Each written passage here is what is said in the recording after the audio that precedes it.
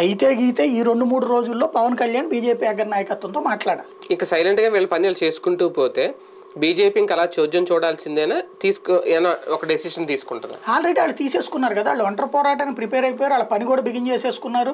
25 parliament స్థానాల్లో 25 parliamentary కార్యాలయాలు ప్రారంభించేశారు మొన్ననే. మాకు జనసేనకి ఎటువంటి సంబంధం లేదు, మేము 175 స్థానాల్లో పోటీ చేస్తున్నాం అని అధికారికంగా ప్రకటించినప్పుడు కదా సింగల్గా పోటీ చేస్తున్నామని చెప్పేశారు వాళ్ళు. వాళ్ళు ఆల్రెడీ మన సోమవీర్రాజు చెప్పేశాడు కదా 175 స్థానాల్లో పోటీ చేయబోతున్నాం అనేసి వితౌట్ జనసేన. అంతే కదా, మన 175 వాళ్ళే పోటీ చేస్తున్నాం అంటే ఇంకా జనసేన ఎక్కడ ఉంది అక్కడ? అంటే ఇప్పుడు వాళ్ళు అన్నదే కదా జనసేన మాతోనే ఉంది, మేము కలిసి మాతోనే ఉంది. పవన్ కళ్యాణ్ అనుకోవాలా, బీజేపీతో మేము ఉన్నామని ఆయన అనుకోవట్లేదు కదా. అఫీషియల్ తెగదెంపులు ఏమి ఉండవా?